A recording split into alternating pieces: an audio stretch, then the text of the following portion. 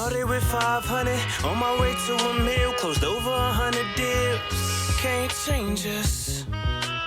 It's the game changers. It's the game changers. You want to ask yourself every single day, am I doing everything possible to reach that goal? Don't get too far of yourself. Stay in the moment, stay grounded, and continue to push every single day. Welcome to the Game Changer Podcast. I'm your host, Elijah Bryant, and we got a special guest with us today. We got Emiah. Hi. How you doing? Good. How are you? I'm good too. Nice. So this is your first time on the Game Changer Podcast. So let's start from the beginning. You Okay. know, where you're from? So I'm from Lakeland, Florida, not too far from Tampa, Florida. It's kind of the Central Florida region. Okay. How was Lakeland growing up? Lakeland was nice. It's pretty boring, really. It's just mostly just families going to school. That's about it. Okay. hmm So did you have any like jobs growing up? I had one job at Taco Bell. It was after I graduated high school. It was so stressful, but I feel like it gave me the hustle that I needed. Yeah, sometimes you gotta work in those type of environments to know Exactly. you don't want to do that for the rest of your life. Exactly. No, for sure, for sure. Okay. Did you go to college? Yes, so I graduated last year from the University of Florida. Go Gators. Um, yeah, so I've just been, you What, didn't ask a question. what you go to college for? So I got my degree in sociology. I was on a pre-dental track, so that's kind of where I'm going after. Okay. Mhm. Is that what you're doing now? So now, I don't work full time anymore, but I do a little part time working as a dental assistant. Now I've shifted to orthodontics, so that's what I do part time. Yes. Okay. So how'd you get into real estate? Well, my mom was a realtor, so I was kind of by default her assistant, if you will. So I already kind of had a background in like real estate and transactions and things like that. But honestly, I really came across it on TikTok as far as like the wholesaling aspect. And I was like, that's kind of cool. I've always just kind of been interested in any kind of avenue that can make me some money. Yeah. So I was like, this looks pretty simple. Like if he could do it, I could do it. So that's really prompted me to get started.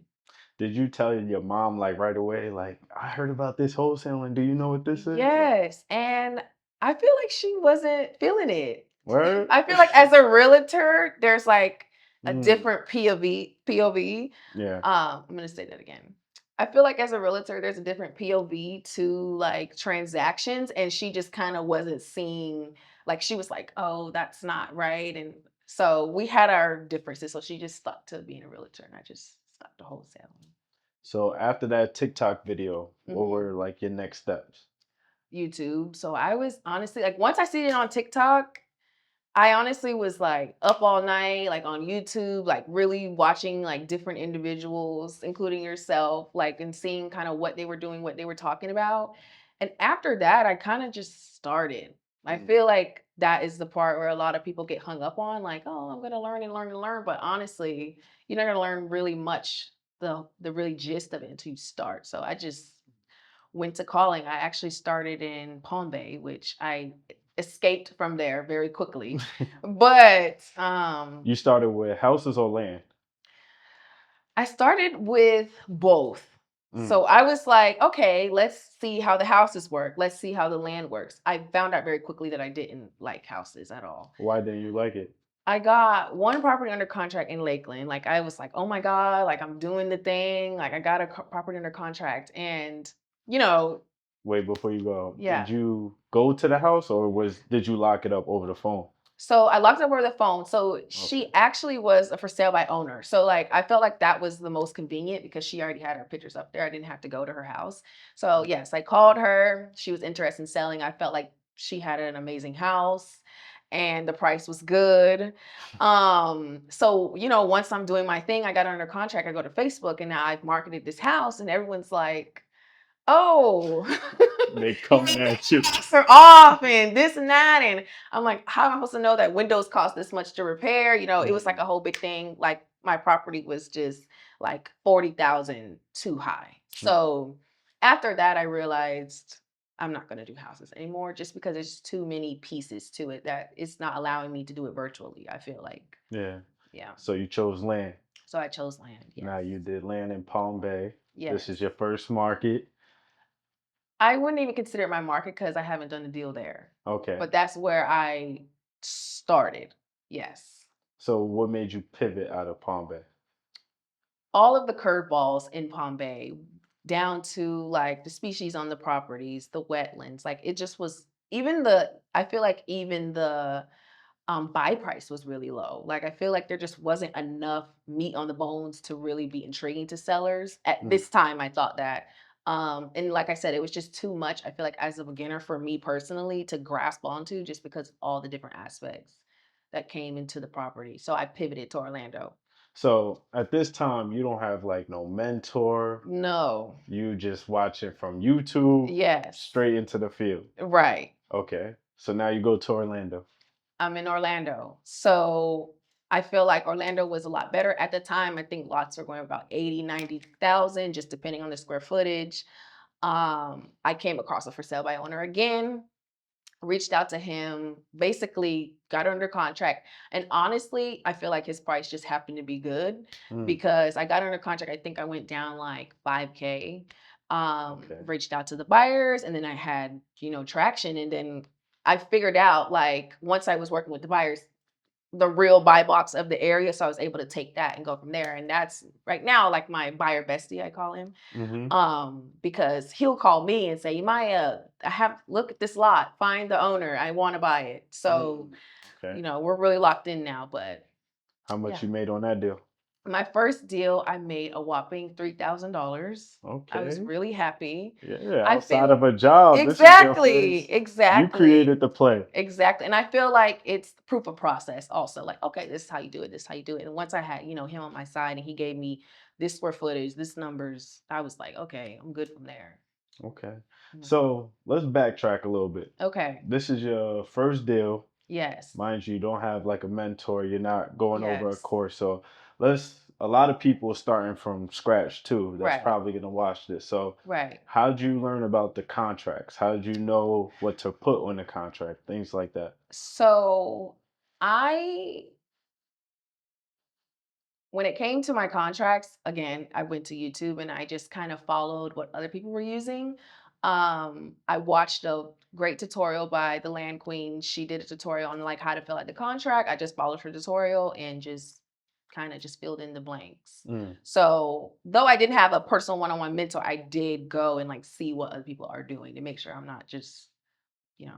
doing willy-nilly things. Okay. Mhm. And now with the buyer, Mhm. you stay connected with him. Why?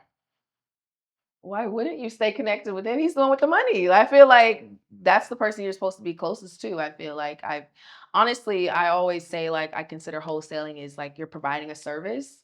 So, both buyer and seller side. So when it comes to any buyer that I come across, even if they don't like, what I'm presenting to them, once I kind of locked in, okay, they will buy if they like it. I really nurture that. Mm-hmm. Mhm. So now, after that first day, what were your like next steps from there?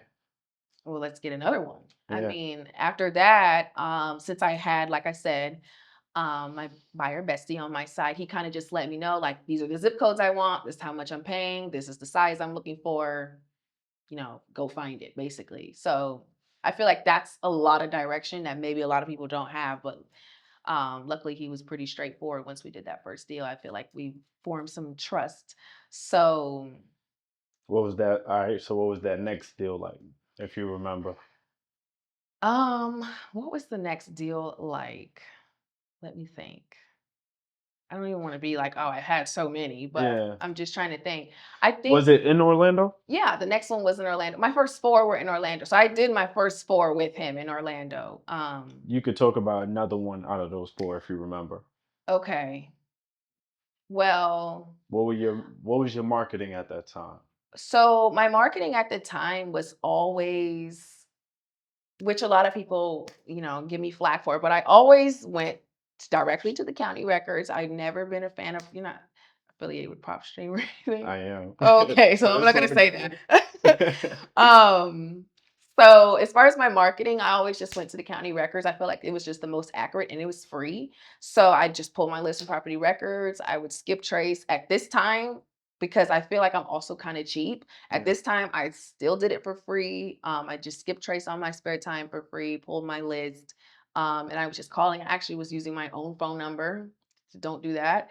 I got banned from iMessage for like 4 months doing that. Right. So I wouldn't recommend it at all for anybody. That's a Yes. good disclaimer. Yeah. Don't use your real phone. But anyways, I was just calling on my spare time. And at this time, I did work full time at the dentist office. So I was like on my lunch break, like calling and texting and just calling and texting until somebody wanted to sell something to me. Okay. Mhm. How many deals you think you closed since you first started? And when did you first start? I first started in August of last year. Oh, And okay, that's like 2024. my first closing month. I started to like start in July. So honestly, it didn't take me that long, which yay. That's dope. But how many I've had so far? I think that I'm actually coming up on 12. Nice. Yes, Nice. I think on Monday it'll be 12. So that's basically like you've been closing one a month basically for the whole And you know year. what? Yes. And then honestly, this past like 5 week span, Mm-hmm. we've done a closing every single week. So honestly, I feel like it's kind of an accident, but I feel like also God doesn't make any accidents. It just kind of happened that way. Like it was just things were lining up and just the closes were coming. So Is your process the same as when you first started? Like, are you doing it the same way, like the free methods, or did you no. start investing yourself? No. So honestly, once I got my like first deal, I kind of blew it, which don't do that either. Once I kind of was like, okay, I need to like pour back into this business if it's going Yeah. to be an actual like, a company. So I started to build my systems out. I started to hire VAs. I went through so many VAs because I just kept firing them because I just felt like, Wh- go What ahead. tips can you give the viewers on hiring a VA? Okay. So do you want me to say what I said again and then do the tips? Yeah, let's do it like that. Okay, so yes, so once I after I closed a few deals, I did start to pour back into my business. So I was, building on my systems, hiring VAs. I did go through a lot of VAs. I fired a lot of them, and I feel like hire fast, fire fast is kind of the best method when it comes to any business, any company, because I feel like if I keep telling you, like I had a VA um like he would just kind of run the clock. Like it was like he was getting paid by time clock instead Mm, of like by task, and he would just sit there and you can kind of see on different platforms or VAs like that he's not doing anything. mm. And so I had to fire him. It's just like a lot of different reasons, but my tips would be interviews, interviews, interviews. Like before you hire anybody, talk to them over Zoom, because anybody can make a prompt in ChatGPT and make it sound like they're just the most professional person in the whole wide world. So definitely do an interview with them really, excuse me, definitely do an interview with them really, really quick. Just make sure that they actually, speak great English and, things that you're looking for in your business, whether you're looking for a cold caller or a texter. And I always do like a probationary period also. So I'll say like, hey, we're going to start this week and I'll give you X amount just to see how everything goes and just see if they can do what you need them to do first before you're like, all right, I'm hiring you for X amount of hours full time, whatever the case may be. Yeah, that's dope. So definitely interview, definitely choose. Don't be afraid to let them go and pick someone new until you find one that works. How many would you say you had to go through to find that rock star? Like 6, Mm, which maybe I'm picky, but I just feel like if I wanted to really, because at the time I still was working full time, so I needed him to really, or her to really do what I needed them to do. So if yeah. like they couldn't, then it's like you're slowing my money up, because it was like I would have him do tasks in the daytime so Hmm. that I can come home and just make calls. Yeah. But if you don't do your tasks in the daytime, then I can't come home and make calls. And then now, we're a day behind and we're Yeah. another day behind. So it just was messing up my motion. So now you got the system going. Yes, now I have a system. So with the system, that allowed you to get those 4 deals with every week. I'd say so. Yes. Now, do you have like cold callers or are you focus on texting right now? So my strategy is to call first, Mm, just because I feel like there are some people who are phone call people. There are some yeah. people that are not. Majority of my deals I've closed actually over text only though. Mm, But there are some people who do want to get on the phone, like older individuals. They do like the phone conversation. So I call everyone first. or my VA calls everyone first. And then after they do all the calls, then we hit them through text. And then that's usually, you know, when the money happens. But I feel like that first call is still important because sometimes it does come from the call. Okay. Mm-hmm. So with closing multiple deals a month from starting to where you're at now, Mm-hmm. like what mistakes that you've done that you wish you could have corrected earlier from when you started? Hmm. Honestly, I feel like I corrected a lot of my mistakes very early. Like, Mm. for example, Yeah. when I was first starting, I wasn't familiar with any of the zoning laws in at the time for Orlando. So I was getting properties like under contract that just weren't buildable. So I would bring them to my buyer bestie and he'd be like, Emiah, like we can't build anything on that. And he just kept saying that to me. And like at some point, he Yeah. literally sent me the zoning guide for Orange County. He was like, don't send me anything else until you look at this. Mm. And I was kind of embarrassed, obviously, but honestly, like that was the best thing that he could have did for me because from there, I'm like, okay, yeah, that's not buildable. I was able to really filter. You're not wasting his time. Exactly. And I was like, oh my gosh, like he's going to block me and never do deals with me anymore unless I get it together. So I got it together. But those, I feel like things like that, I kind of locked in on early. Yeah. If, you know, I don't really, yeah. No, that's dope. Now, with your buyer, do you have multiple buyers or you lock in with one buyer? So I feel like you always need multiple. Mm. I feel like you need a network of people outside of just buyers. Even like realtors are amazing. If you can find a realtor that doesn't hate wholesalers, then you can really, you know, do great things. So you definitely need a network because not everything is going to fit one person's criteria, or some people's budgets are bigger than others. You know, Yeah. so you always need multiple, not just one. Okay. Now, from where you at now, Mhm. what does your mom think about what you do? Because she's still a realtor right now, right? Yes. I think that she's happy. I think if she's winning, I'm winning. If I'm winning, she's winning. I think that's Mhm. just kind of what it is. Like we have our own lane. We're both doing great things. So there's no ill will about it. I mean, I feel like she looks over a little bit like, oh, another one. But hey, I feel Has she like tried it? I don't think so. Mm. I don't think so. Has any, because I know you told me earlier that you have a lot of siblings. Has any of Yeah. them, like, tried, or cousins? Because now you got the blueprint, right? Yeah. You got 12 deals or more and Yeah. counting. So, They don't really ask me. I feel like everyone has their own thing going on. They definitely like, oh my gosh, you might like, what are you up to? And I tell them, but it's never really like, oh, teach me how to do it. I want to do it. It's more so like, oh, that's cool what you're doing, kind of thing. mm. I mean, obviously, if they wanted to learn, I would tell them because everyone needs to know. I feel like real estate is such a not even a hidden gem, but to some, like especially people like us, is very much a hidden gem. So anybody And learns. not just real estate, like land Yeah. specifically. It's Yeah. like not that many. If you go outside right now and ask anybody, like, did you know you could flip land? I mean, Yeah. they'll probably say, yeah, but like, have you thought about trying it? Yeah. Like, no. So, Yeah. Exactly. like, whenever I'm speaking to people about what I do and I Mhm. tell them I flip land, they be Yeah. like, oh, that's the coolest thing ever. Like, Right. so Exactly. I guess what tips would you give somebody that, let's say, is graduating high school, don't want to Okay. go to college, but they want to get into what you're doing?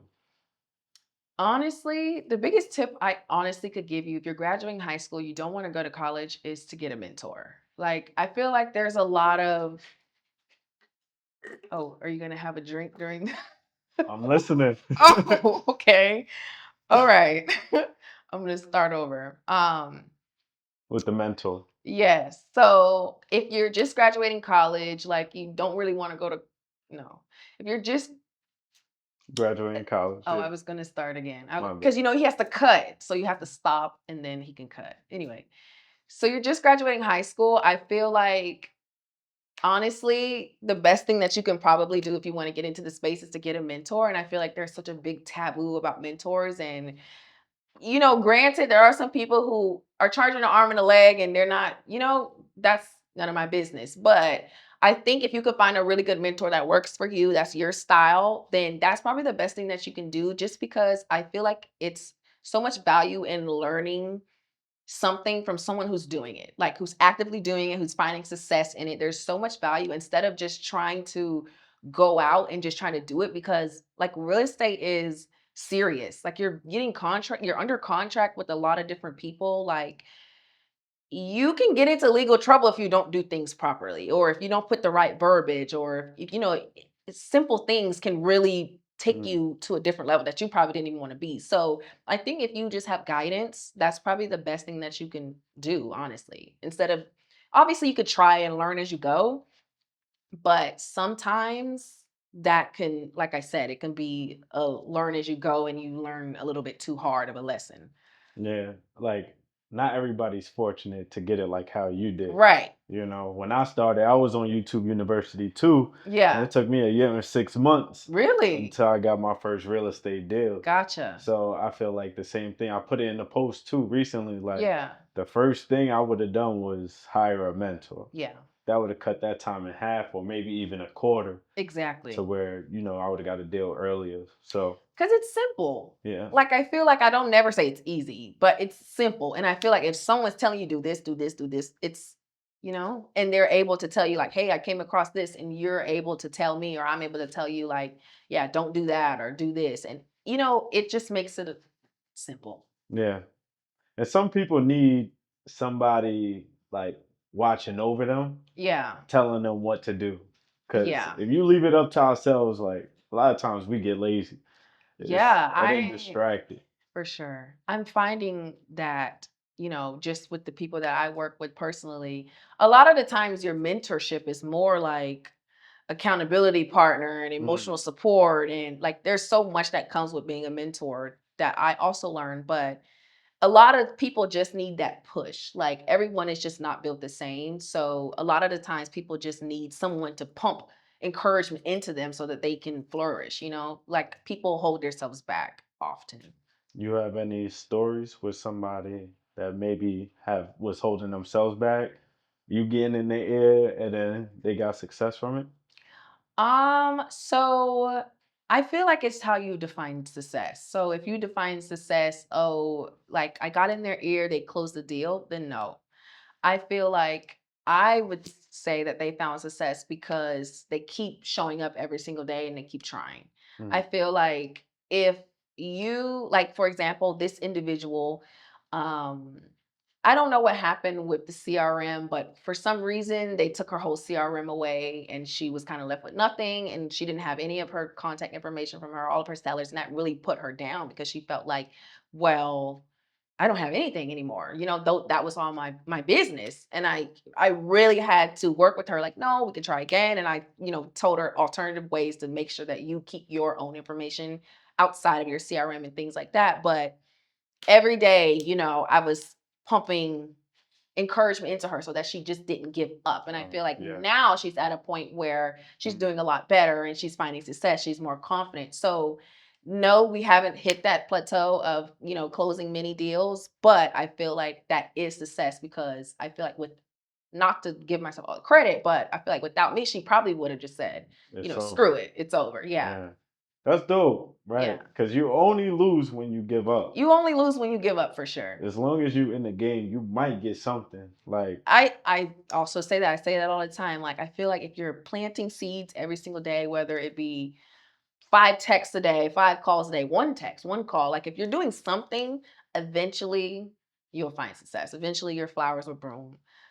Eventually it'll happen. It's just a matter of you just being consistent and just keep trying.